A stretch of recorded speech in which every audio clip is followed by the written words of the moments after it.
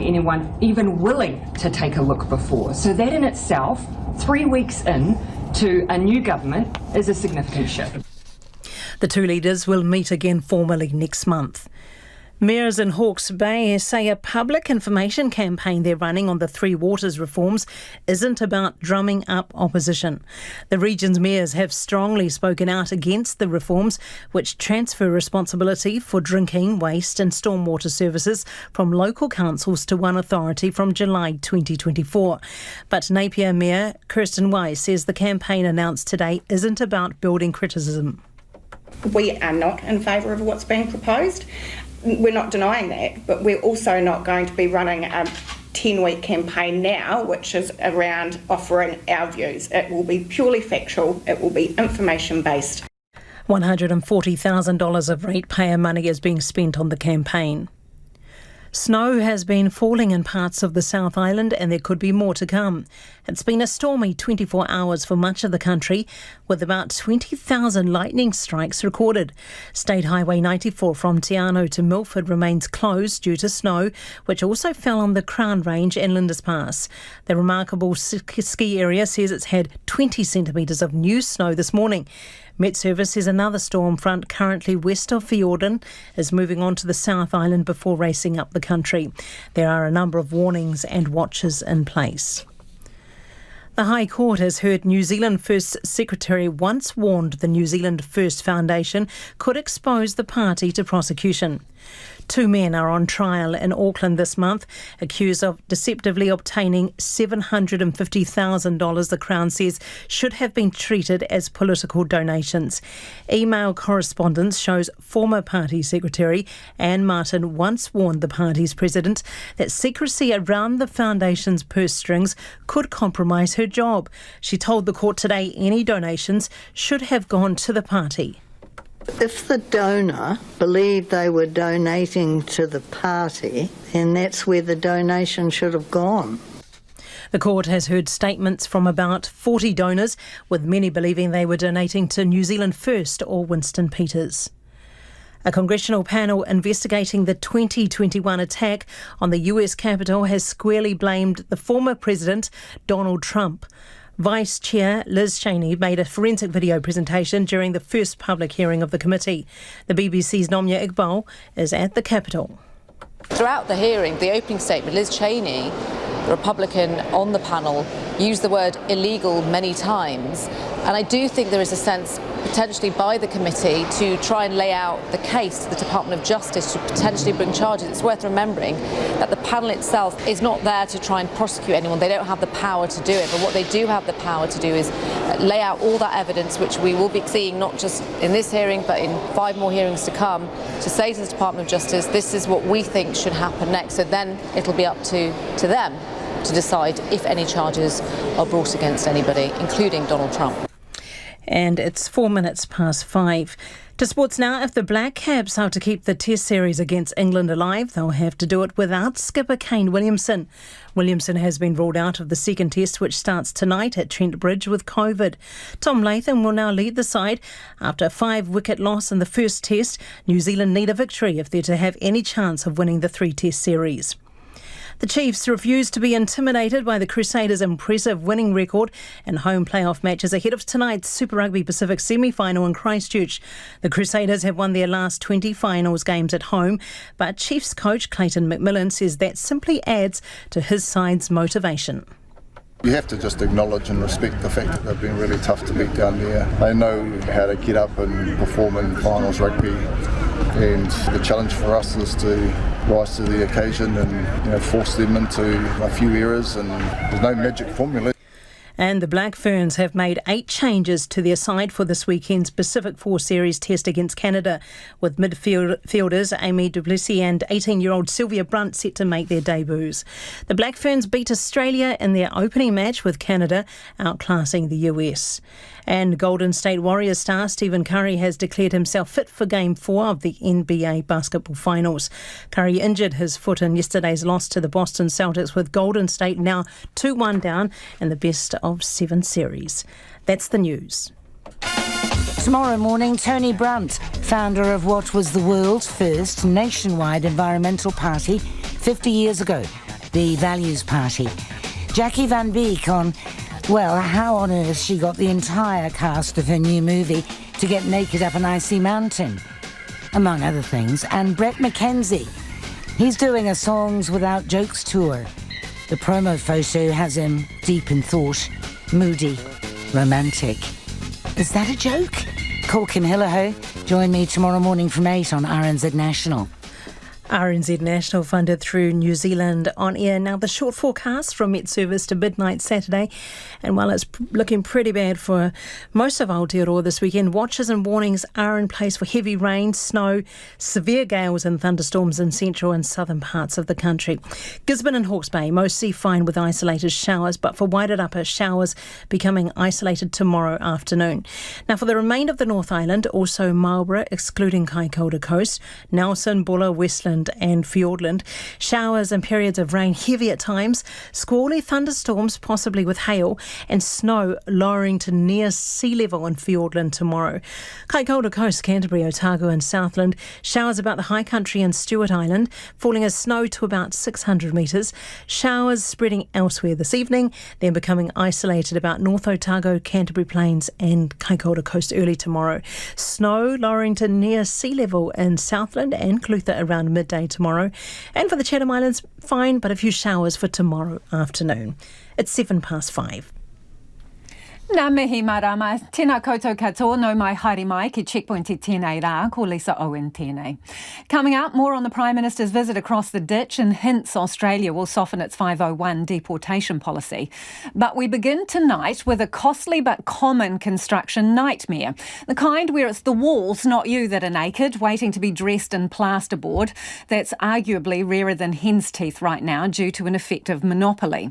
Today, social housing developer Simplicity Living launched a revolt against Fletcher building that controls about 94% of the market, cancelling all its orders, instead opting to import another approved plasterboard from Thailand.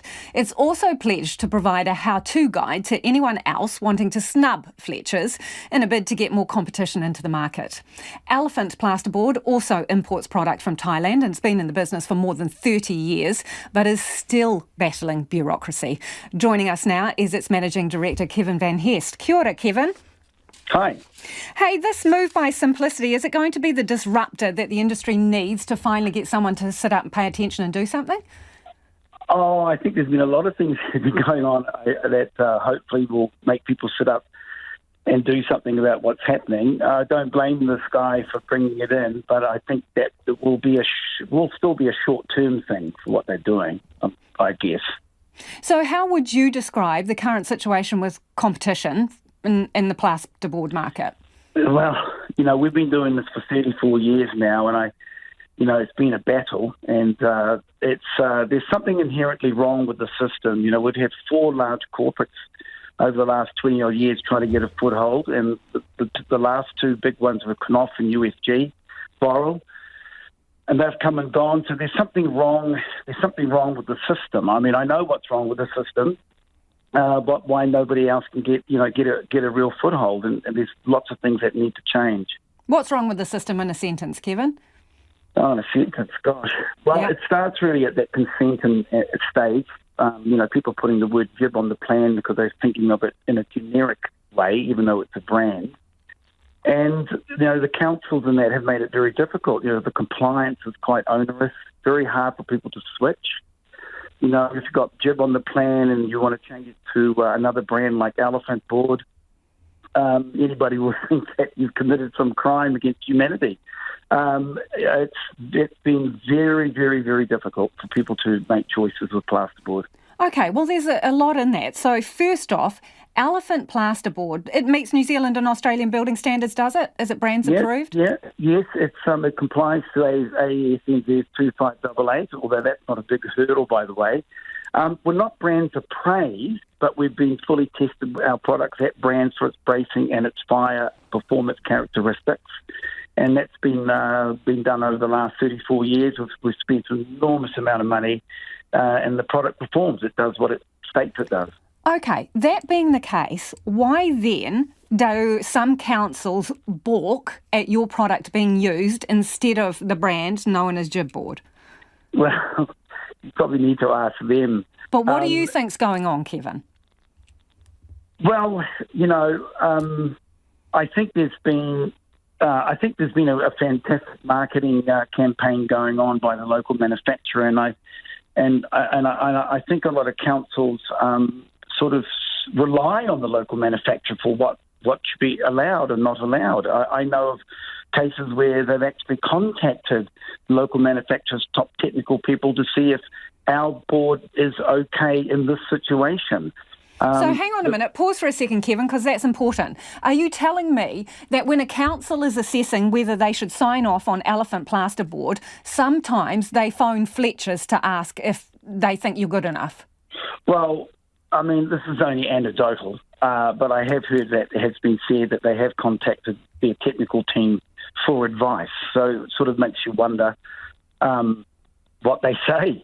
So is there an inherent bias in the system, in your view, towards the Fletcher product?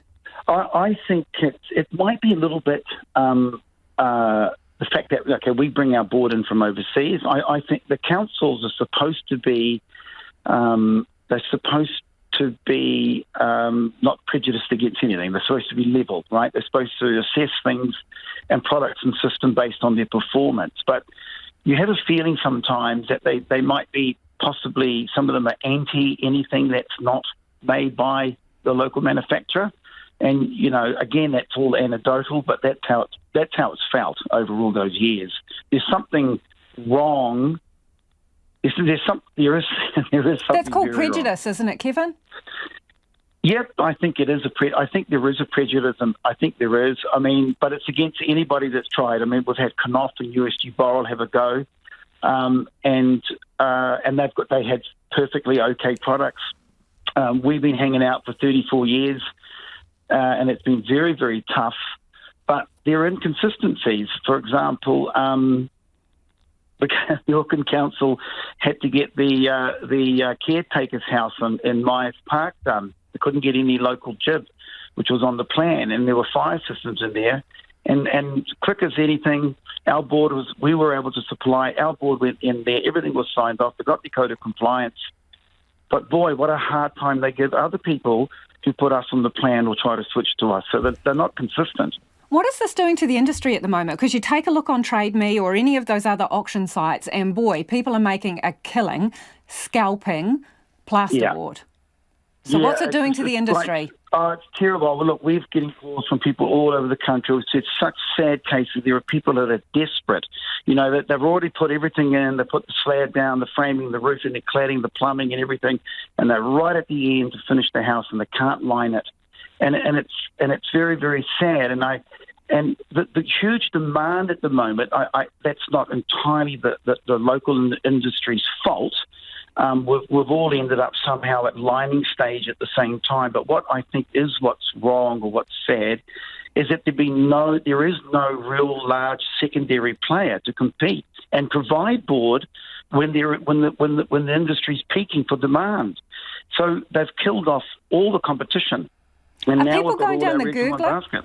Are people going down the Googler because of this, Kevin? 100%. And there's more to come. They're waiting so long. It's really, really. I really feel sorry for the industry. But in some ways, it's is it New Zealand's fault? We've all put our eggs in one basket. We made the authorities, the councils or compliance, the building code. They've made it really hard for there to be competition. So, yeah. Kevin, we're almost out of time. But when you say there is more to come, what are you anticipating in terms of businesses going to the wall? Oh, I think so. I think. It's not looking good. We've had people drive with trailers all the way up from the lower North Island, just try to finish off to line their bathroom because they need to finish it. The house is on the market. That's just the small ones, but you've got small and here's the other thing. There's an allocation system going on with plasterboard, and of course the merchants, placemakers, Mitre 10s, ITMs, Bunnings, they are probably looking after, and I don't blame them, they're looking after the group home builders first. And it's all those small and medium-sized guys that we're really worried about, the guys that are building 10, 15 houses a year. they're not getting any board. They're the ones who are really going to suffer and probably go under. Really appreciate your time. Thank you for joining us, Kevin. That's Kevin Van Hest, who is from Elephant Plasterboard. It is an alternative to the GIB product. Australia's newly crowned Prime Minister, Anthony Albanese, looks set to soften his stance on his country's 501 policy, following his first formal meeting with Te Peremia Jacinda Ardern. Describing her as a personal friend, the pair bonded over their past lives as DJs over dinner last night before formal talks today, where they discussed China's influence in the Pacific, the threat of climate change and the war in Ukraine. Our political reporter, Katie Scotcher, is in Sydney. Good morning, how are you? Good. Prime Minister Jacinda Ardern and Australia's new leader Anthony Albanese arriving for their first formal talks since his election. It didn't take long for them to find things in common. Probably the only two people who've ever been elected Prime Minister who've DJ'd in this room. And now I don't know if you mean that positively or negatively. That's a positive. Having met a few times previously, Ms Ardern and Mr Albanese have an established relationship. In fact, they both describe each other as friends.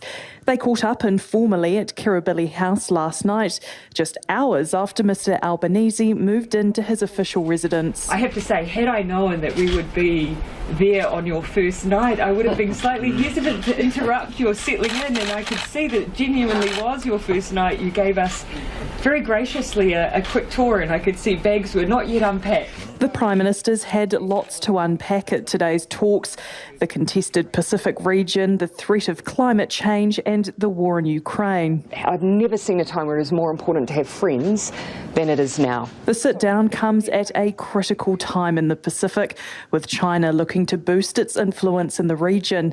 In recent weeks, its Foreign Minister Wang Yi toured 8 countries in the region and signed a number of agreements. It's prompted criticism that New Zealand isn't doing enough to foster its Pacific relationships. Mr Albanese says Australia is in lockstep with New Zealand when it comes to the region. We're all a part of the Pacific. They're our partners. And at the Pacific Island Forum, I very much look forward to working not just with New Zealand, but our other Pacific partners on making sure that we defend national sovereignty, that we look at ways in which we can increase development. Considering the security challenges facing the region, does he think it's time for New Zealand to join security arrangements like the Quad? There's no proposals to expand beyond the Quad. But that doesn't mean that our friends and allies can't have input through that process. Both leaders describe the New Zealand-Australian relationship as family, but are signalling their desire to take it further. The Prime Minister and I are determined to take Trans-Tasman relations to a new level of cooperation in the mutual interests of both of our nations. And in my mind, the discussions really represented the opportunity for a reset. And I felt that in the dialogue that we had today. The Trans-Tasman relationship, though, has been tested in recent years, and Australia's 501 deportation rules especially has been a particular point of friction. It's taking the trash out, then we can make Australia a safer place. Do not deport your people and your problems. Ms Ardern discussed the contentious policy with Mr Albanese today. The Prime Minister has been very forceful in her views. We have listened to those views. We will work through some of those issues. While Mr Albanese did not commit to making any changes, Ms Ardern is celebrating his comments as a significant step. He's been in government for 3 weeks. The fact that he was so willing to even acknowledge that tension in the relationship, acknowledge that there were issues to be looked at, was, in my mind, a significant step from where we've been before. The two leaders will pick up the conversation again next month when they meet again in Sydney for annual talks. It is 21 minutes past 5. You're a Checkpoint on RNZ National. And we are very keen for your feedback. Homai o whakaro. Love to hear your plasterboard stories. Have you got exposed walls waiting to get what you need to finish things off? Are you being held to ransom online with auctions? Tell us, how are you getting plasterboard? Where from? What are the issues you're facing?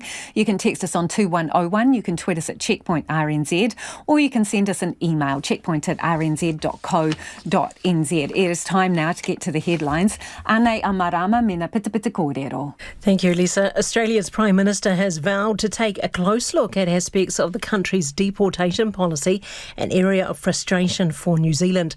Australia has deported thousands of criminals to New Zealand since 2015, despite many having spent most of their lives abroad.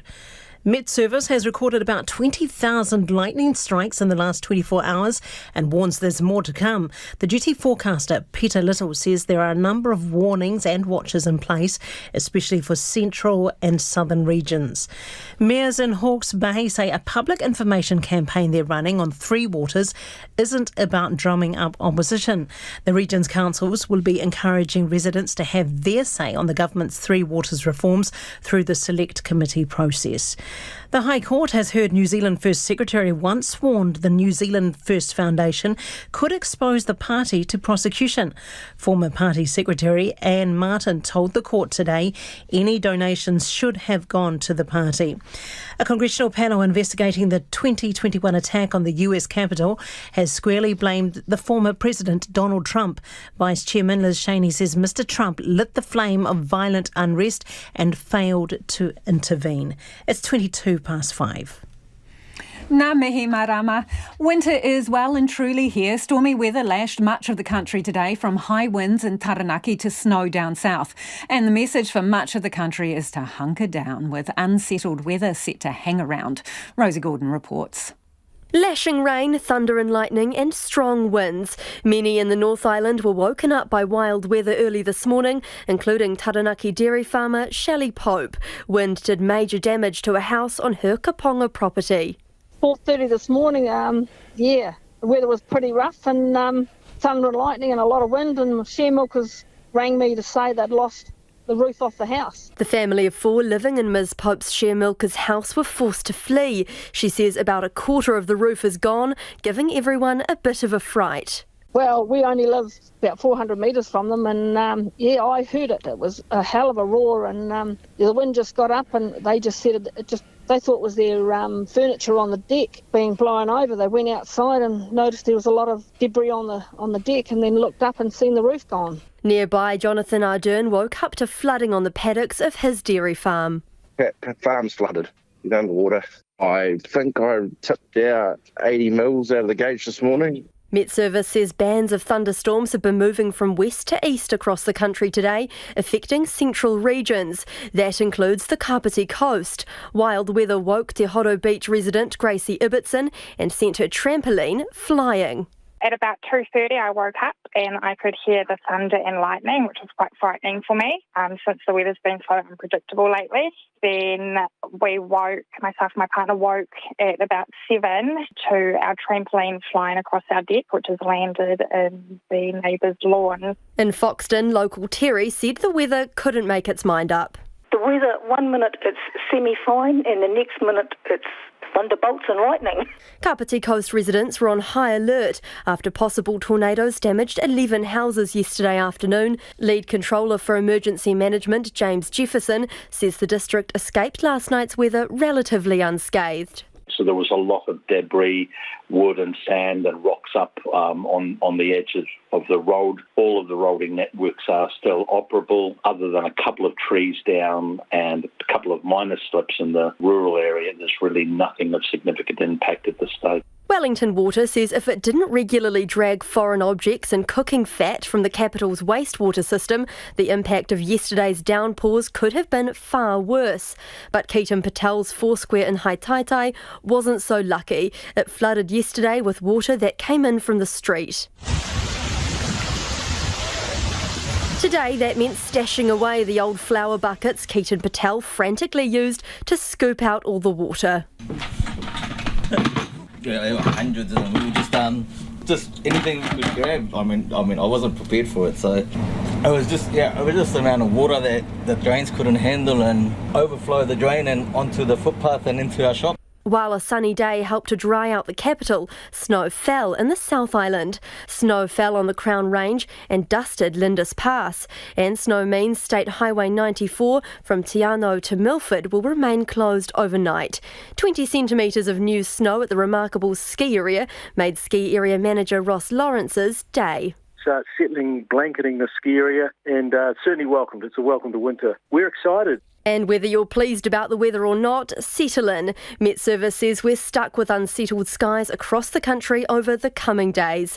There's a heavy snow warning in place for Fiordland and a strong wind warning in place for Wellington and Wairarapa. To the US now, and a House committee investigating last year's Capitol riot has been laying out its case against Donald Trump. The first public hearing into the attack on January the 6th has been taking place in Washington. The Democrat-led committee aims to show the former president conspired to prevent the peaceful transfer of power. World Watch's Max Toll has more. Capitol Police One advised they're trying to breach and get to the Capitol. Yeah, copy. Washington has this afternoon been reliving the infamous day last January when more than 2,000 people, called to action by Donald Trump, stormed the Capitol complex, a symbol of American democracy. In a primetime hearing, the Democrat-led committee accused the former president of lighting the flames that led to the attack. A sprawling, multi-step conspiracy aimed at overturning the presidential election, aimed at throwing out the votes of millions of Americans, your votes, your voice in our democracy, and replacing the will of the American people with his will to remain in power after his term ended. It's the first in a series of public hearings following 100 subpoenas and 1,000 interviews, the most sweeping investigation ever conducted by Congress. Conservative critics have questioned its validity, as the committee isn't actually able to bring legal charges against Donald Trump. Nevertheless, a mix of live and taped evidence is being presented. Capitol Police Officer Caroline Edwards today recounted being injured by the rioters. I, whose literal blood, sweat, and tears were shed that day defending the building that I spent countless holidays and weekends working in. They dared to question my honor. They dared to question my loyalty, and they dared to question my duty. At the centre of the tightly scripted hearings, though not in person, is Donald Trump, whose words and actions leading up to the attack are being analysed. Because you'll never take back our country with weakness. You have to show strength, and you have to be strong. Also being shown are previously unseen interviews of the former president's closest allies, among them Ivanka Trump, who told investigators she accepted there was no evidence the election was rigged. She echoed former Attorney General William Barr. I saw absolutely zero basis for the allegations, but they were made in such a sensational way that they obviously were influencing a lot of people, members of the public, that there was this systemic corruption in the system and that their votes didn't count and that these machines controlled by somebody else were actually determining it, which was complete nonsense. Former chief spokesperson Jason Miller gave evidence that President Trump was well aware he had lost. At some point in the conversation, Matt Oskowski, who is the lead data person, was brought on. And I remember he delivered to the president pretty blunt terms that he was going to lose. The hearing's been held on a Thursday evening in America, intended to draw as large an audience as possible. And while its power is limited, its aim is rather to capture the country's attention and cement in the public's mind the guilt of a man who may yet run again for president. It's 5:30. Kia mau tonu mai. You're listening to Checkpoint on RNZ National. It's time for the business news. Ko taku hoa e nainei, ko Nicholas Poynton, who joins me in the studio. Hey, Nicholas, let's start with the banks. They're saying that the government changes to credit laws won't solve core issues. What core issues are they talking about? They're talking about the Credit Contracts and Consumer Finance Act. That was that law that was brought into effect, or those changes that were made at the end of last year. These were designed to protect vulnerable customers from predatory lending, essentially putting all the responsibility on the lending, saying saying you guys need to essentially do all the checks to make sure the people you're loaning money can actually pay that money back. Right. So created with heavenly ideals, but as we soon found out, it had no earthly purpose because there was a number of unintended consequences.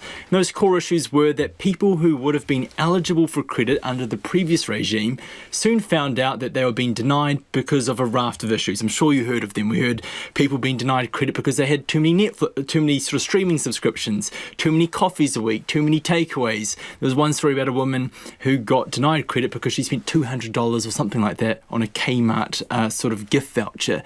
All of that led to a lot of criticism on the government, saying it was a rushed process. They signalled in March that they're going to make some tweaks, and yesterday they quietly published those tweaks. Namely, they've given the banks more advice on what they need to ask consumers and also about what information they need. But the Bankers Association says there hasn't really changed anything. You know, consumers are still going to be worse off. They still need to hand over a lot of detailed information. Their application process is still going to be lengthy and painstaking, and we're not going to see a fall in loan applications being declined back to the levels we were seeing before these original changes were brought in at the end of last year. So they're really hoping out that the coalition of financial regulators, they're doing their own sort of big umbrella group of a whole bunch of different regulators. They're hoping that their own separate inquiry into this act will probably yield some more meaningful changes, because the banking industry are saying that, look, we don't want these laws are making it hard for us. We want to be able to lend, but these have been a real handbrake on this sort of activity. I'm scrunching my eyebrows up because I'm thinking, doesn't this just involve a bit of common sense? If the spending that they've identified as discretionary and can, stop, for example, you don't have to buy a gift voucher every month, that's discretionary. Your coffee's discretionary. It's not like paying the power bill or getting the groceries. Isn't there a bit of wiggle room there? Well, you would have thought so, but look, the banks struggled with this from the start because they found the laws to be quite tight. There wasn't much wiggle room to begin with. Yeah. And that's what they've been bustling up with against. Look, there have been some banks who've saying that they've invested in new technology, try and speed this all up and try to work with customers to try and get the best outcomes, but they're still not happy with things as they are. Yeah, it's kind of interesting because I feel like they're going through your undie drawer as well when they're kind of considering whether to give you money. Was often the criticism. Yeah. Okay, let's move on to David Jones. This is the department store, right? It's closing its doors for the final time this weekend in Wellington. So why did it fail? Yeah, I think it's a great question. I think a lot can be learned from the David Jones experience. Look, one main reason why it failed, this is what they said when they announced the closure, was COVID. They said it absolutely killed foot traffic in downtown Wellington. There was also the work from home phenomenon. You got a lot of public servants down in downtown Wellington. Not many people coming through its glitzy doors during the week. But we spoke to a retail expert, First Retail Group, and they said there was a number of other missteps or miscalculations that David Jones made along the way that ultimately explained why it failed. I think first, you can't really blame David Jones for this, is they had a tough act to follow. They were replacing Kirkcaldy and Staines, and people around the country may know of it. If you're from Wellington, you definitely would have known from Kirk's. It was a household name. I remember going there as a kid, and it felt like you were stepping into luxury. It felt like something special, right? So David Jones had a tough act to follow in that respect. It was going to be harder for them to try and make a name for themselves. But then there was also things they did that didn't really make sense. Like the brands they had in the store had their own separate stores in downtown Wellington. So there wasn't much differentiation between the competition. Exclusivity. Exactly. And then they also were slow to roll out a website to try and connect with customers online. They didn't have a loyalty program, but they had one overseas. They did things that didn't necessarily make sense to First Retail Group. And they say that combined with COVID, ultimately led to their demise. However, they think that big department stores still have a role to play in our cities. You can look at Smith & Coy's in Auckland. You've got Ballantyne's down in Christchurch. They say they are household names. They're well regarded. They may be in central cities, but they're a destination for many people. And they say that if they can continue to adapt with the times, create what marketers may call an alluring customer experience, that they should be around for decades to come. Yeah, interesting. Okay, Nicholas, what numbers do you bring from the market today? Well, it was another down day on the NZX, down 75 points to 11,136. The dollar is trading at 64.1 US is buying 64.1 US cents, 90.1 Australian, 51.2 pence. And I thought I would add that Brent crude oil is up at $122 US a barrel. That's back to levels we saw at the beginning of the Ukraine war. Okay, thanks, Nicholas. Nicholas Poynton with business news there. New Zealand's bus driver shortage could be about to get a whole lot more dire, with Australian transport companies keen to entice drivers across the ditch. Australian transport companies offer better pay and working conditions. Bus companies here are struggling to fill shifts, leading to cancelled services and overworked staff. Louise Tenuth looks at what is on offer. Driver shortages are also a problem across the ditch. Very severe, and most, if not all, transport companies are finding it hard to attract people to the job. That's Managing Director of trucking company Gibson Ostwide, Andrew Gibson. They're having to get other management staff to upskill and fill in the gaps in the meantime. At $33.20 an hour and an extra $1,000 bonus, it's a competitive rate compared to just $23.30 for drivers here. He says if Kiwi bus drivers are willing to cross the ditch, he'll take them on. Providing they had the relevant experience and they had a history of doing something similar, they could start tomorrow. Andrew Gibson says a majority of bus driver skills are transferable, with a bit of upskilling before they get behind the wheel. I would say 70% of his skills are transferable. The bus driver does a route. His freight, being his passengers, walk on and walk off. Our truck drivers, they have to open the curtains, close the curtains, but they then have to understand how to load the truck and restrain the load. Drivers will also need to learn how to plan their own routes to get goods to destinations. Jared Abbott from the Transport Workers Union in Australia has worked for the union over here for many years and says there's a staggering difference. They're considerably better. I mean, you're looking at the lower end bus drivers paid around $27 an hour and then receiving penalty rates for night and weekend work and overtime.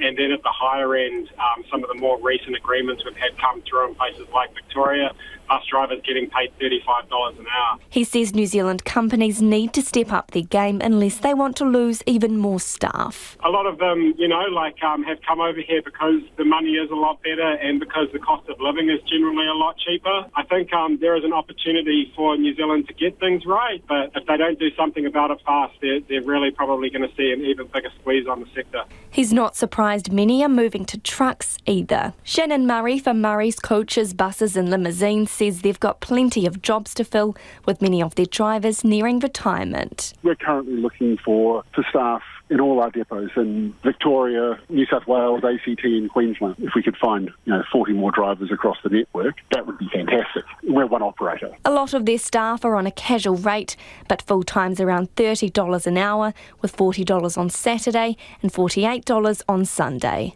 And with the cost of living also cheaper, Kiwi companies would be wise to act fast to try and hold on to their staff. It is almost 20 to 6. You're with Checkpoint on RNZ National. Let's get to some of your feedback, because, boy, there's a lot of it. I was engrossed in it then. This is on the plasterboard issue. This person says, I'm an architectural designer. I've had many instances where I've specified alternatives to GIB to have councils knock it back. So it's been the path of least resistance, I'm afraid, when it comes to building consent. Another listener says they lined their house with New Zealand-made fibrous plaster. Fabulous fire-resistant, strong product, but it took about a year to get it approved, they say. Very stressful. Someone else says, I solved my plasterboard shortage problem by using Triboard. This is made in Kaitaia and is a total semi-finished wall system, which is far superior to the plasterboard-based building system. And someone in Tauranga's got in touch to say the shortage has three main drivers. The factory was closed, and this is the Fletcher's factory, closed for a long period under COVID rules despite warnings of future impacts. Permits are running at an unprecedented 50,000 per annum with consequent very high levels of demand. You would have thought that might have been able to be seen down the pipeline, though. And this, then they go on to say there is stockpiling taking place. Interesting. We have seen how humans behaved with toilet paper and COVID. The factory is running 24/7. A new factory is well underway at Tauranga. Yeah, if you know about stockpiling, let us know. It's an interesting issue. Text us on 2101 or tweet us at Checkpoint RNZ. And someone else says the ministry look to local industry when writing standards, making it very difficult to use anything other than local GIB. The certifying bodies are funded by local manufacturers, making it very difficult to get an import product certified, says Jay. Do keep that feedback coming, 2101 on the text, or you can tweet us at Checkpoint RNZ.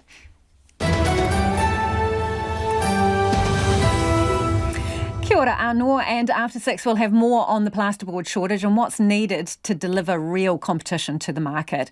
Again, we'd love to hear your stories. Homai o whakaaro, get in touch via text 2101, tweet us at Checkpoint RNZ or the email address checkpoint@rnz.co.nz. Let's get to the headlines now. Ko marama anō tēnei. Kia ora, Lisa. A social housing developer, Simplicity Living, which is building social housing in Auckland, says it's cheaper and faster for it to import plasterboard from Thailand than to use GIB board made by Fletcher Building. Elephant Plasterboard's managing director Kevin Van Hess says there's something inherently wrong with the system that's helped create Fletcher Building's monopoly on the market with GIB board.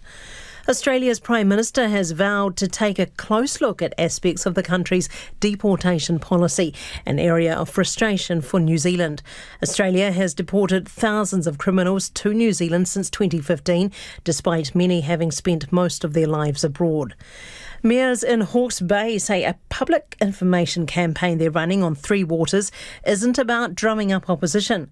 The region's councils will be encouraging residents to have their say on the government's Three Waters reforms through the select committee process. Snow has been falling in parts of the South Island and there could be more to come. It's been a stormy 24 hours for much of the country with about 20,000 lightning strikes recorded.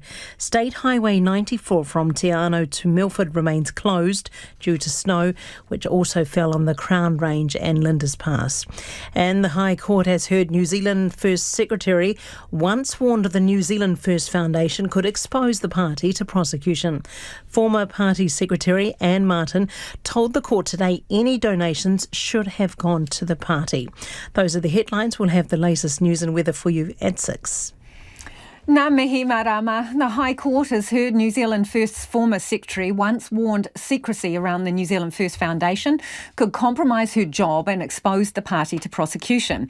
It's now the fourth day of the trial of two men accused of deceptively obtaining $750,000 the Crown says should have been treated as political donations. Our political reporter Annika Smith filed this report from the High Court in Auckland. Anne Martin has been a member of New Zealand First since the party's genesis in 1993. She's a life member and has held various roles over the years, but told the court that doesn't mean she calls Winston Peters the boss. I don't call him the boss. It's not a term that women use. I've heard men use it a lot, but I didn't see him as the boss. Ms Martin was responsible for reporting party donations as party secretary during the time the Crown says the defendants obtained by deception. Prosecutor John Dixon QC walked her through board meeting minutes and emails today. They show Winston Peters pitched support for the fundraising website at the centre of the court case at a board meeting in 2015. Mr Peters said it would be privately funded and could boost the party at a membership, donor and political level.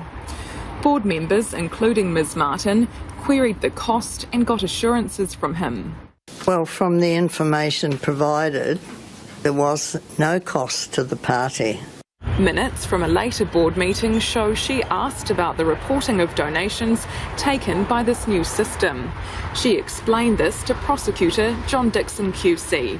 Right, you see I asked there about 1,500. Yes. And that's because my awareness of the requirement, if you get to that level, the detail you require. For the annual return? Yes. Anne Martin supported a new system to firm up funding for New Zealand First, but correspondence shows she was troubled by the Foundation's activities, or how little she knew about them. Ms Martin wrote to the party's president, complaining she was being kept in the dark over its activities. Mr Dixon asked her about this email. There's a statement by you there at the bottom, the lack of information of the activity of the New Zealand First Foundation is an example of how the job of the party secretary becomes compromised. What did you mean by that? Well, in my mind, I must have thought that donations were being received, that the party, being a separate entity, hadn't been receiving. It's the Crown's case the accused obtained what should have been political donations by deception. The defendants deny any criminal offending and say the evidence shows the foundation used the money as the party expected. The court heard the party was heading a shortfall after the 2017 election and had bills to pay. The foundation agreed to loan the party $73,000 soon after. Ms Martin later liaised with the Electoral Commission about this loan, who told her it was illegal. She told the court if she'd known about the money going to the foundation, she would have acted on it. Well, if the donor believed they were donating to the party, then that's where the donation should have gone. Now, what would you have done if you'd learnt that money was now sitting in another account? Well, I'd have to ask the questions of the account holder. The court has heard the statements of 40-odd donors who gave money to the foundation, many of whom believed they were donating to New Zealand First or Winston Peters. The judge-alone trial before Justice Jargos continues. Frustrated farmers in Canterbury's Selwyn district are wanting answers after storms and high tide surges continue to cause havoc on their properties. Property owners along the coast of Southbridge have copped extensive damage from salt water and sand breaching nearby sea banks and spilling through paddocks. But after last month's storm, confusion remains over who's ultimately responsible for the clean-up. Adam Burns reports. It was the lifestyle and serene coastline which drew Tim Sanson to Southbridge a few years ago. But flooding from high tide surges from the neighbouring Taumuru Beach has turned that dream into a nightmare over the past 18 months. Sand and debris from the adjoining beach remains scattered through a 60-acre block, with 3/4 of his property now unusable. We've got up to 2 metres of sand on our place, around, sort of covering just about every paddock. We've only really got one surviving paddock out of 7. I know it's not a big farm, but it's ours, and we've got a guy that leases it, and he's had 45 acres unusable now for probably a year to a year and a half. The knock-on effects been felt along the coastline, with the extreme weather causing further drainage issues. Mr Sanson says a nearby creek was overrun with sand during the storm last month, causing flooding on farmland which historically has been untouched. And that's very difficult on those guys as well. Some high-producing farms around here, and nothing grows after the salt water's been on there. They're that wet now that they can't even get on there to do any work. So, yeah, it's had a significant effect on a lot of people. Fellow farmer Kent Tilson has also had sections of farmland inundated. A long-standing resident in the Southbridge area, Mr Tilson says the problems are the worst he has ever seen. I know certainly I had probably 15 or 20 acres of young grass that I was depending on for sort of early to late spring that I won't have anything off. Mr Sanson describes the wider response as limp, with uncertainty around who's responsible for the clean-up. He says initial inquiries with the Canterbury Regional Council suggested multiple permits would be required for clearing sand and gravel off his property. I've got a whole lot of stuff on my land. Am I responsible for moving that? I would have thought not, because it's not my stuff. You're more than welcome to come and get it, whoever's responsibility it is.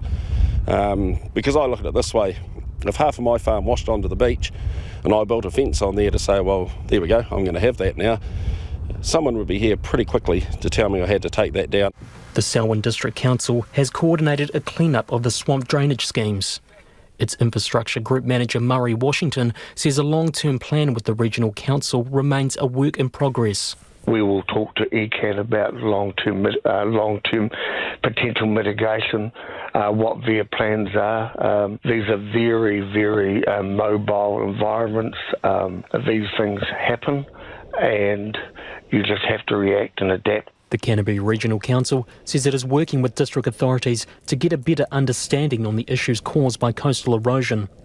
Operations Director Catherine Harbrough says a consent may be required by those owners who have suffered damage before undertaking repair or protection work. And if you are listening to that story on radio, do check out the video version, which was filmed by Nate McKinnon. We'll put it on our web page. It is 10 minutes to 6. Kia mau tonu mai. Stay with us. You're listening to Checkpoint on RNZ National. A Mother Teresa to many. That's how 77-year-old Maria Brown is being remembered by relatives. The Onehunga woman was found deceased in her home on her birthday by a family member. Police are now treating her death as a homicide. Maria's grandniece told Checkpoint her aunt was selfless, often helping cover kids' school fees and lunches. She spoke to our reporter Nick Trubridge. It was to be a modest candlelight vigil in front of Maria Brown's home in Onehunga. Instead, outside the cordon, against the backdrop of a police tent, dozens upon dozens gathered to remember the 77-year-old who helped so many. It was just pretty much like an intimate, but it turned out like a real, a big one. That's Maria's grandniece, Lianza Polisefo, who says her grand aunt was a giver, a family member in need.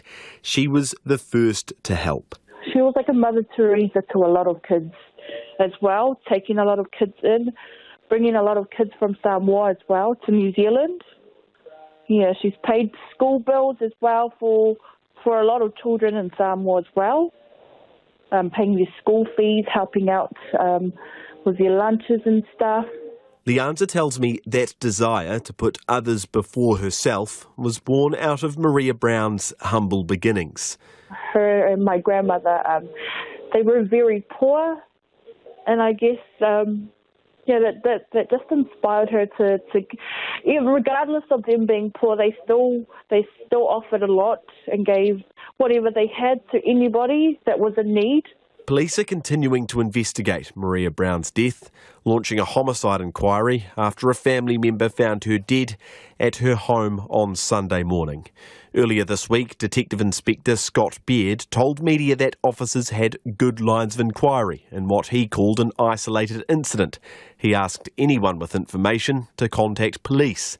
For now, Maria Brown's family wait for someone to be held to account. She didn't deserve that. Like, somebody like her didn't deserve anything like that. We're all just heartbroken that's happened to her. She was a very healthy and strong woman. We didn't think that, it's sad that she got taken away from us. Lianza says her grand aunt had a large immediate family, now left to mourn the sudden loss of their mother and grandmother in horrific circumstances. She's got 6 children altogether, and she's also got grandkids as well. Yeah, she still had time to be there for other people as well, not just for her kids. Lianza says her family and police are still working through what happened to Maria, but she wants to keep private any details they do know. In the meantime, plans are now being made to farewell the 77-year-old. It'll be a big occasion for family and friends, her Zumba mates among those lining up to be involved. Maria Brown was one of 8 siblings. Her death leaves one behind, her twin sister. That was Nick Trubridge, and police say they have identified a person of interest in relation to the death of Maria Brown, and that this person is not at large in the community. They say the investigation is ongoing, but they are not seeking anyone else in relation to the matter. After 42 years, the iconic horse trekking business that put Pakiri Beach on the map is winding down. Its owner, Charlie Haddon, is looking for extra special new homes for 40 beloved horses. Katie Todd and Marika Habazi paid a visit. Hello, my beauties. Hello. I really don't want to get rid of all this. It's been my life for 42 years, and it's pretty hard to just walk away. A very reluctant end to a long and happy reign for Charlie Haddon's Pakiri Beach horse rides. It all started with 2 fat ponies the former schoolteacher bought for her children when she moved up from South Waikato. Word spread fast. Visitors from first-time riders to experienced equestrians were soon travelling from all over New Zealand in the hundreds. They were enticed by the chance to go for a guided trot through pristine vistas and hear hoofbeats under them on the remote white sand beach. I think I probably introduced a lot of people that live here now to Pakiri. It was a roaring success story. I moved into the international market and marketed overseas, and it grew from 2 fat ponies to I had 80 horses on the place at one stage. Today, the stable walls are scrawled with messages from former trekking guides who came from all over the world. Charlie says many have since told her working at Pakiri was the best time of their lives. Some of her own fondest memories are the 7-day treks down to MBIE Beach in Auckland. We used to stay in a little hut at the top of the Kaipara Hills, and it was semi-camping, but everything was there. But you know, it was fabulous. I used to love that, especially when we lit the fire and we were all wet and hanging around the fire and drinking whiskey. Charlie had been gradually wanting to retire when the pandemic forced her hand. A tough 2 years made it untenable to keep running the treks. She says four-legged staff didn't qualify for the wage subsidy. A broken neck 3 years ago has kept her out of the saddle herself.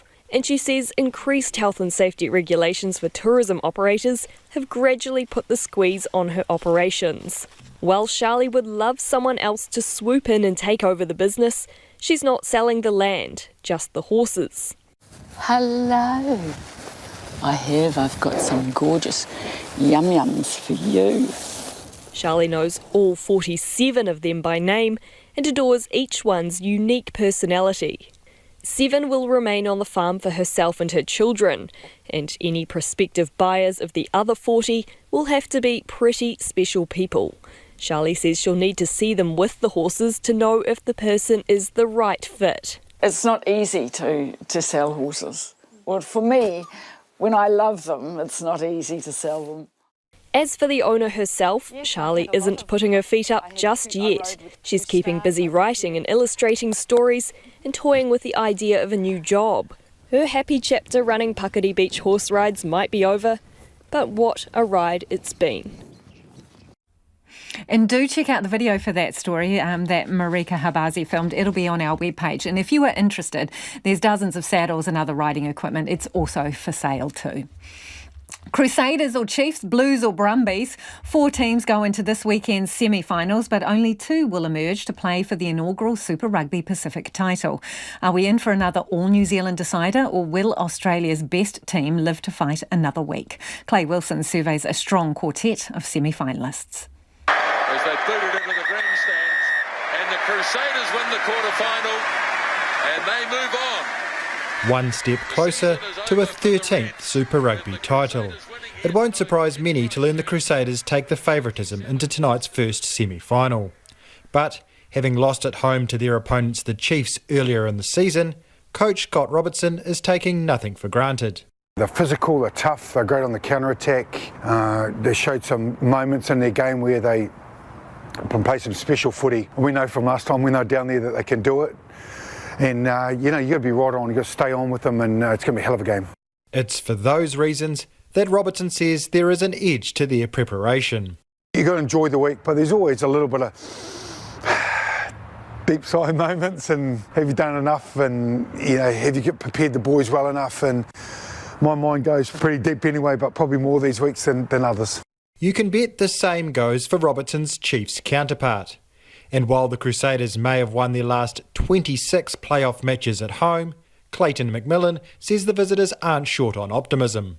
You have to just acknowledge and respect the fact that they've been really tough to beat down there. They know how to get up and perform in finals rugby, and the challenge for us is to rise to the occasion and force them into a few errors. And there's no magic formula, just we know we've got the squad that can go down there and win. Both teams featuring in tomorrow night's second semi have similar belief. For the Blues, much of that comes from the team record 14-match winning streak they carry into the clash with the Brumbies. Ford's coach Tom Coventry says they're looking to their big names as they try and secure home advantage for the final. Bowden in the 10 jersey, that's probably an obvious solution for us, that he plays his best. I know he was pretty hard on himself last week, but he's a class player. We've got plenty of players in there that know how to play the big matches, and we'll be relying heavily on them to step up and draw upon the experience when we need to. But the Brumbies canter across the Tasman full of confidence. Coach Dan McKellar says they're more than up for the challenge of preventing another all-New Zealand encounter for Super Rugby silverware.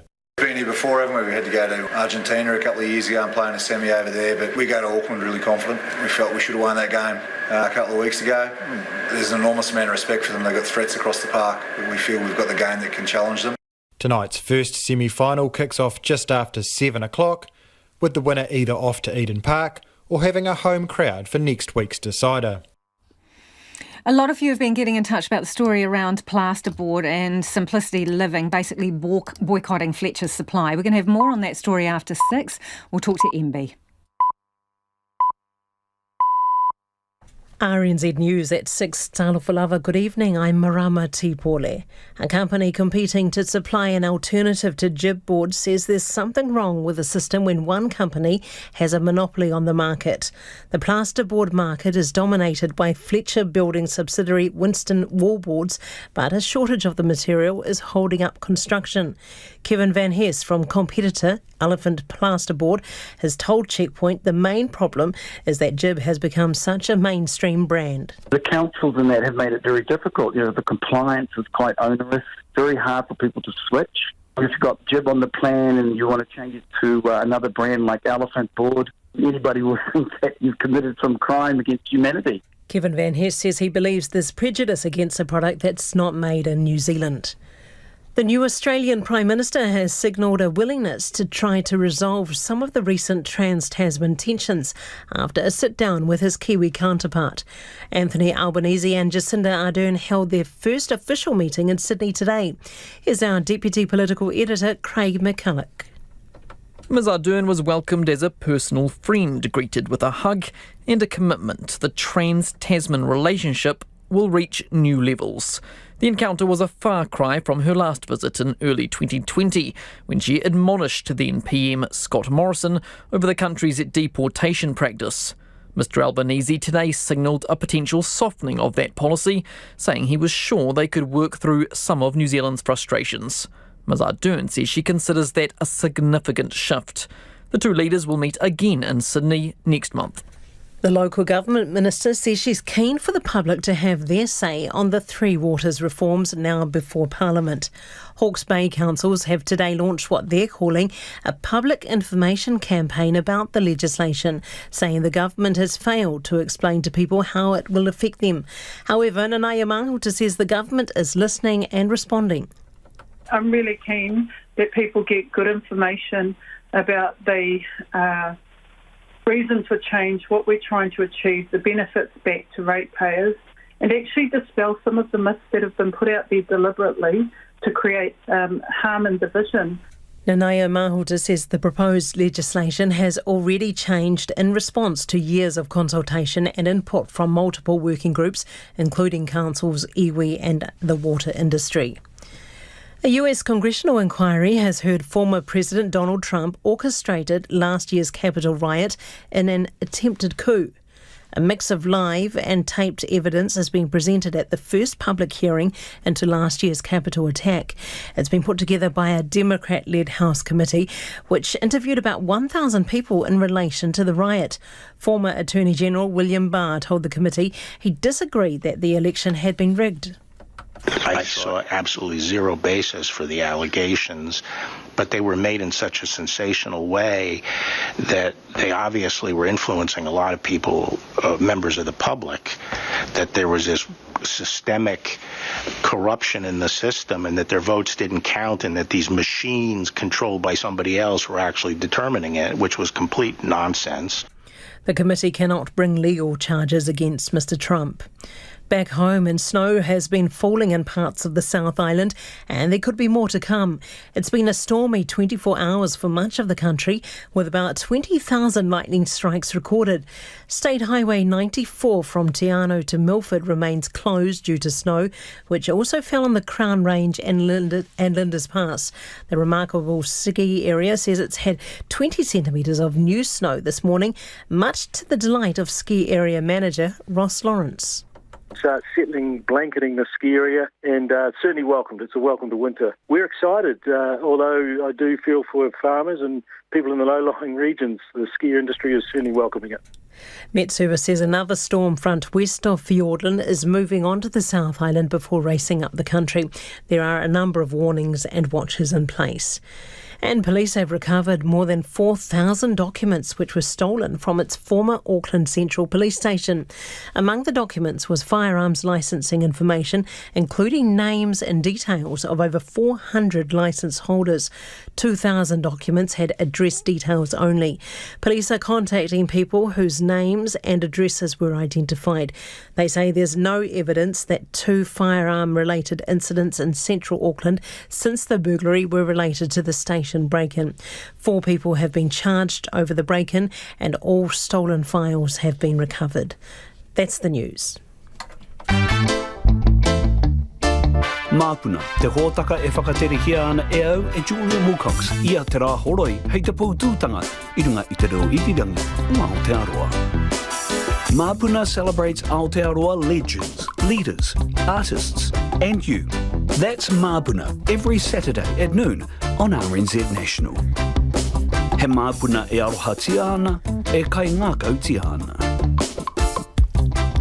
RNZ National funded through New Zealand On Air. Here's the short forecast from Met Service to midnight Saturday. Watches and warnings are in place for heavy rain, snow, severe gales and severe thunderstorms in central and southern parts of the country. Gisborne and Hawke's Bay mostly fine with isolated showers. For Wairarapa, showers becoming isolated tomorrow afternoon, and the remainder of the North Island also Marlborough, excluding Kaikoura Coast, Nelson, Buller, Westland and Fiordland. Showers and periods of rain, heavy at times, squally thunderstorms possible with hail and snow lowering to near sea level in Fiordland tomorrow. Kaikoura Coast, Canterbury, Otago and Southland. Showers about the High Country and Stewart Island, falling as snow to about 600 metres. Showers spreading elsewhere this evening, then becoming isolated about North Otago, Canterbury Plains and Kaikoura Coast early tomorrow. Snow lowering to near sea level in Southland and Clutha around midday tomorrow. And for the Chatham Islands, mainly fine, a few showers for tomorrow afternoon. You're listening to RNZ National. It's 6 minutes past 6. Kia ora rā e ho, no mai hoki mai. This is Checkpoint, ko Lisa Owen tēnei. A social housing developer is leading a revolt against Fletcher Building's effective monopoly on plasterboard supplies that's brought some construction companies to their knees. Simplicity Living has essentially fired Fletcher's, cancelling all its GIB board orders. Instead, it's importing approved plasterboard from Thailand to be used in 550 new homes in Auckland. It's estimated Fletcher's controls 94% of the plasterboard market, and at the moment, demand is outstripping supply, forcing prices up and delaying completion of some homes. Simplicity says there's a cost of building crisis and Fletcher's is making it worse. It's the Ministry of Business, Innovation and Employment's job to help the construction sector lift its performance and basically cut red tape. Its General Manager of Building System Performance, John Sneed, joins us now. Kia ora, John. What can you do to make this better? Kia ora, Lisa. Well, look, I think we all know by now there's no silver bullet to this, but there is stuff that we can do and that we are doing. So, look, last week, MB wrote to the design community, our architectural designers and our architects, looking for their support in terms of how we might design differently, thinking about different options at the design stage. And we've got fantastic engagement from that community. This afternoon, we released some guidance to the consenting bodies, so within councils, about how they can process amendments to consent to substitute other plasterboard alternatives. And again, fantastic engagement from those bodies. We know there are credible alternatives out there, but of course what we really want to ensure is that we're using the right products, because we need to be confident that the products that we are using in place of the products we're used to are going to perform to the right level. Yeah, and I take your point there, but let's just start with some of the earlier things that you mentioned. You've written to the design community. Have you asked them to stop specifying GIB and to just specify plasterboard? Because GIB is obviously a brand name. Yeah, absolutely. That's one of the things we've asked them, thinking about the products that are available out there that they can use, using generic products where they don't need to have specialist performance, thinking about designing differently for fire protection and bracing and wet area protection that we know some of the plasterboards are used for. So that's one of the one of a range of things we've asked them to do. Yeah, that's right. Okay, and consenting bodies, right, to the council. So at the moment we're told if someone specifies GIB, i.e. the designer architect specifies GIB, councils are reluctant to take a substitute, even if it's an approved product. What's your experience with that? As I say, we've been speaking to the consenting bodies, and there's a real willingness on their part to be part of the solution here, and they're really leaning into good conversations with us.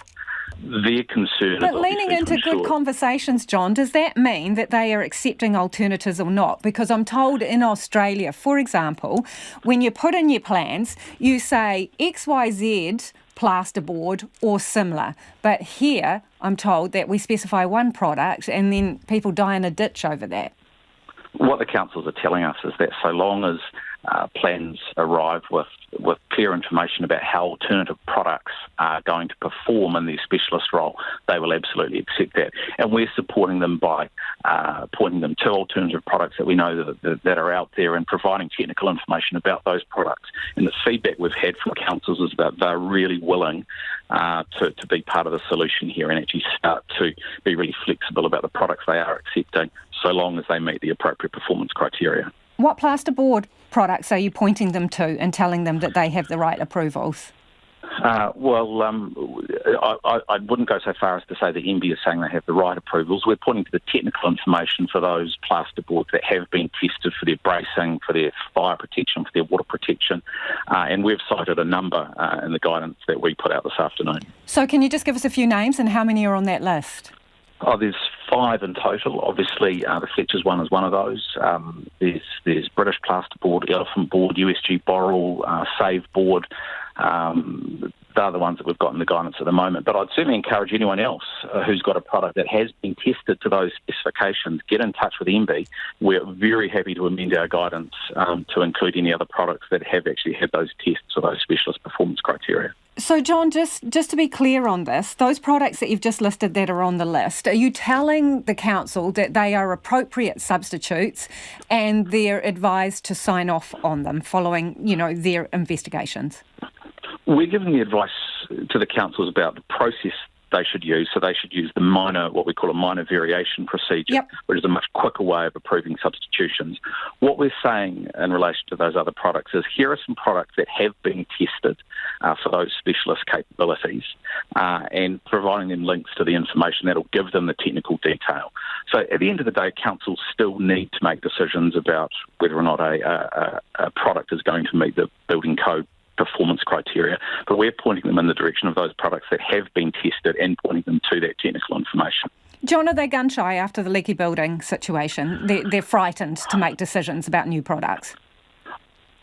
I think we all learned a lot from the leaky building situation, and there's no question that when you talk to the councils, the consent authorities within councils, they are really concerned that their consenting processes lead to really good quality buildings. Now, that's what we're. Are they being overcautious, though, John? There's caution and then there's kind of bogging up the system, paralysis through analysis. What we're seeing through our engagement with them is a real willingness to be part of the solution here and actually to be really pragmatic and to be really sensible about the decisions they're making. We're going to continue to engage with them, absolutely, and continue to encourage sensible, pragmatic decision-making based on good information. But they're working really well with MBIE at the moment, and I fully expect them to continue to do so. So are you meeting with some of them? We've met with a number of them over the past few weeks, yes. Okay. Have you spoken to Fletchers about their supply? No, Fletchers continue to run at capacity, as I understand, and they're certainly continuing to do what they can in terms of ensuring good supply into the market. Is this working? Is the market working at the moment, John? Look, the sector's under a lot of pressure, there's no question about it, and we are seeing real pressure on the supply chain. We've got really, really high volumes of building consents. We had a record last year, we're looking for another record this year. We know, obviously, there's international supply chains under pressure. There is pressure in the sector at the moment. What is really encouraging, though, is the way that everyone in the sector is coming together with consenting authorities, with the government, with the people providing services out in the sector to be part of what a solution looks like. There's no one party who's got one solution, but there's really good work going on, including with the construction sector accord, to find solutions. I understand that you've sent out this advice. You are speaking to designers, you're speaking to council, but is the system, as it currently is operating, is there a bias in the system in favour of Fletcher's GIB board rather than other similar products? I think what we've seen is that particular product has cemented itself with really robust performance criteria that people accept. What we do know is that that's certainly not the only product that can perform, and I think it's incumbent on everyone in the system now to think about what's available and look for other products that perform as well. Yeah, but is that a bias? I just want to go through a list here, checklist. So delays to sign off despite using approved alternative products. The problem that you yourself identified was substitutions and council processes and getting a substitution. I'm told that the building code certification forms preload GIB in the forms, and we've got a market where 94% of it is held by a single company. So again, is there a bias as the system stands towards GIB board? What we do know is that people have real confidence in that product and that it is readily accepted as meeting the performance criteria of the building code. That is absolutely true. To repeat what I said before, though, we also know that there are other products that have been tested, and we need to think more broadly about how we meet those criteria that the building code set. Thanks for joining us, John. That's John Sneed, who's the General Manager Building System Performance with MBIE. Jacinda Ardern appears to have had some success in her long-standing battle to convince Australia to review its contentious 501 deportation scheme. Under the Section 501 visa character test, Australia deports people who've spent a year or more in jail. A majority of those are Kiwis due to our ease of access to live and work in Australia. To update us on what the two leaders discussed, we're joined by ABC's Peter Ryan. Peter, so who got the win on the 501 issue?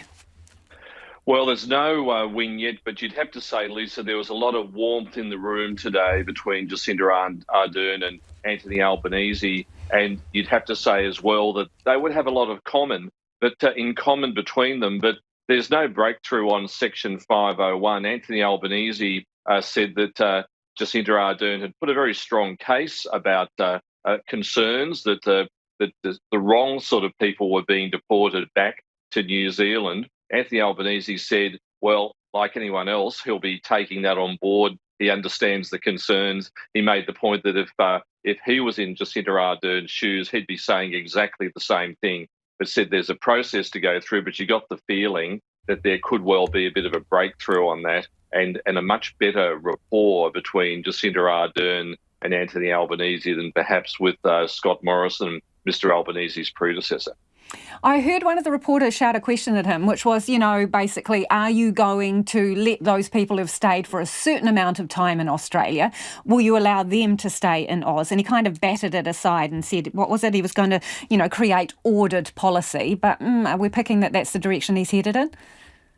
You get the feeling that there's going to be some sort of softening or easing, perhaps in the ministerial discretion or more leeway for public servants who make these kind of decisions to show more compassion. And I'd have to say that many Australians would be surprised to hear that this is actually as bad as it is, that there are around about 1,000 New Zealanders who would be, or technically New Zealanders, who would be affected by this, and that there would also be New Zealanders in detention waiting to leave the country. So that's quite a concern, and particularly given as there's a very, very strong relationship between Australia and New Zealand. And I think people here in Australia, on the one hand, want to see the law maintained, that, and as Jacinda Ardern said, if you are a criminal and Australia doesn't want you, off you go. But if you've been living here, your family's here,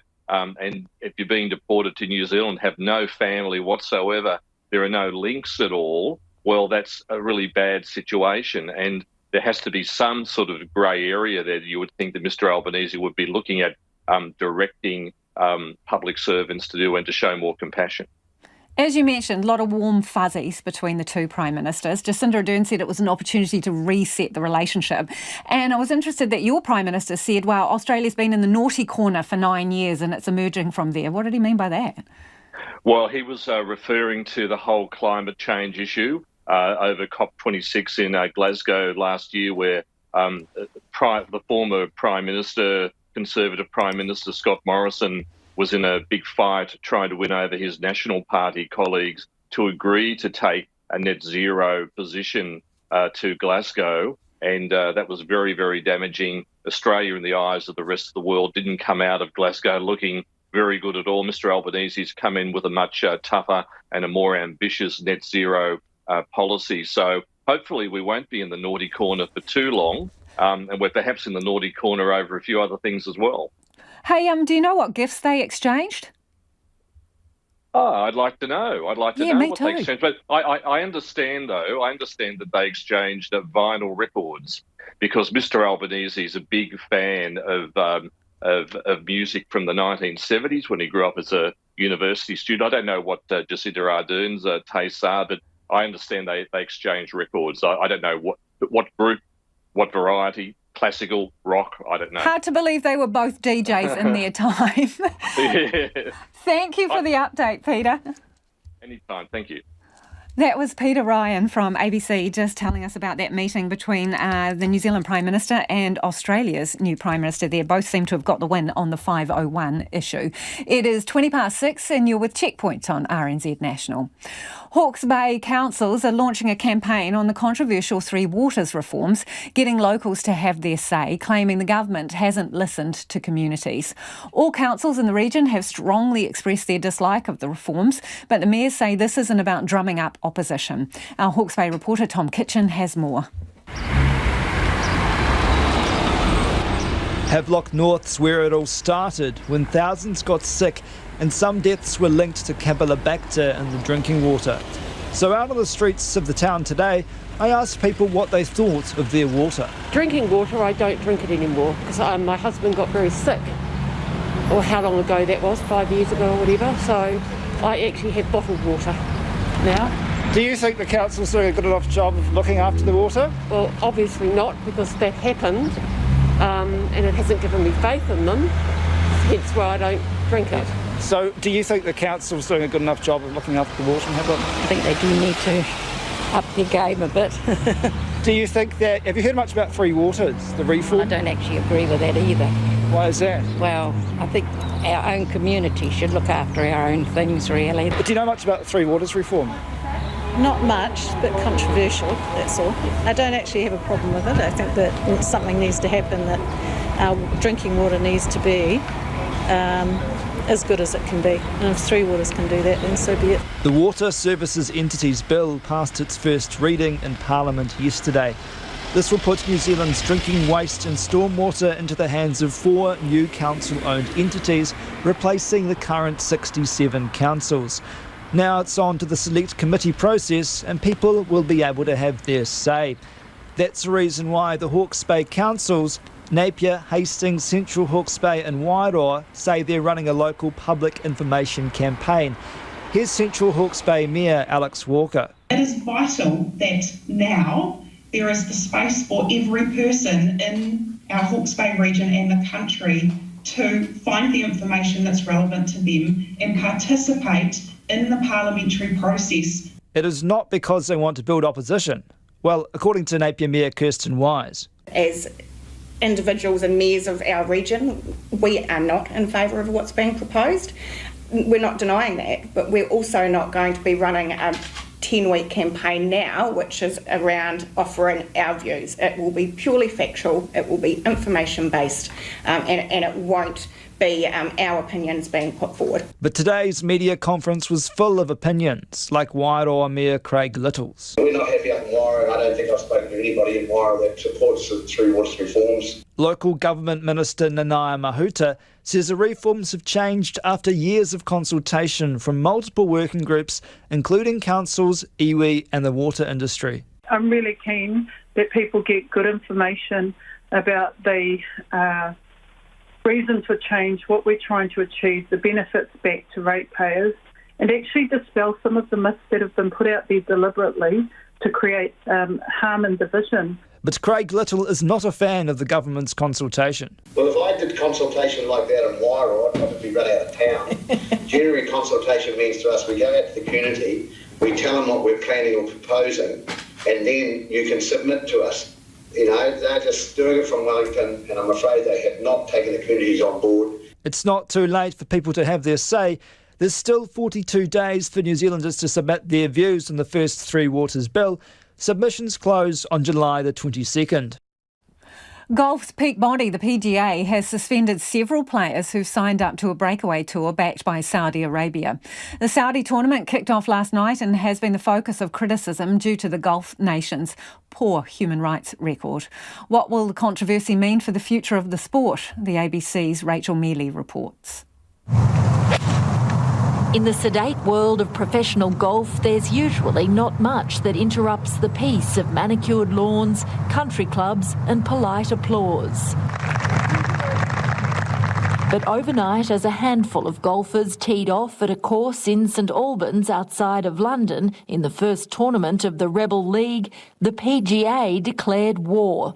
In a statement, it said, "The players listed below are being notified they're suspended or otherwise no longer eligible to participate in PGA Tour tournament play." And in case there was any doubt, the same fate holds true for any other players who participate in future Saudi Golf League events in violation of our regulations. The Saudi Golf League is backed by the Saudi Arabian Investment Fund and has been spruiked by the former Australian golfer Greg Norman.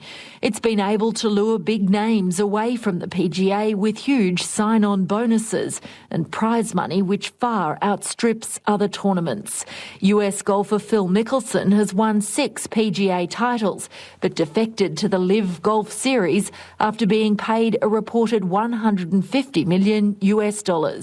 Today, as he teed off under golf's new regime, his name appeared on the PGA's list of banned players. I just got off the golf course, and as I said yesterday in the press conference, any PGA Tour matters I'm not going to discuss publicly at this time. Spanish golfer Sergio Garcia had already formally resigned from the PGA Tour to join the rival camp. It doesn't bother me. I'm very happy where I am, and I'm excited. I'm excited for this tour. I thought that today was a great day to start, and that's where I'm going to focus. Golf's new order has also prompted questions over ethics, given Saudi Arabia's human rights record. But the realities of professional sport and the power of the dollar might force the PGA to give ground. Dr. Catherine Ordway is the Sport Integrity Research Lead at the University of Canberra. She says this follows the pattern of breakaway leagues in other sports, such as World Series cricket or Super League in Rugby League. In an era where we're seeing greater and greater athlete activism and an understanding that sport doesn't exist without athletes, the action by the PGA to ban players for playing in an alternate league or competition flies in the face of what I think we're seeing around the world, certainly in the last decade. How does this play out for the PGA now? Not well, history would tell us, because what we've seen in those other examples with swimming and cricket and basketball and equestrian and so on is that those competitions continue. And so if golf wants to stay relevant, the PGA Tour wants to stay relevant, then they're going to have to negotiate with these new breakaway competitions, if you like, and with the players in order to make sure that the players get what they want in order to fulfil their career destinies and desires. In breaking news, an Auckland Transport staff member has been injured in a stabbing at the Sylvia Park train station this afternoon. The train manager was attacked on the Eastern Line platform around 3:30 this afternoon, receiving moderate stab wounds. Police say 4 young people have been arrested in relation to the incident. Prince William has been out and about on the streets of London selling copies of The Big Issue, the UK's most prominent street newspaper, usually sold by the homeless. As you might expect, his attempt to go undercover didn't last very long, as the BBC's Sarah Campbell reports. At the weekend, he was with his family on the balcony of the palace he will one day call home. Yesterday, Prince William was in Westminster selling The Big Issue, which for 3 decades has helped homeless people off the streets. When this retired police officer explained he had no change, Prince William whipped out the card machine. And there was help too for Brian Gilmore, who asked whether William could put him in touch with the Prince's Trust. And he did. I have to give it to him. I think he's a great prince, literally. I'd have to say he's the people's prince. To be out here first-hand on the streets, dealing with people, and me, I'm an ex-offender, trying to help me out. Do you know what I mean? Like, that's big, that's rare, and yeah, he's the people's prince as far as I'm concerned.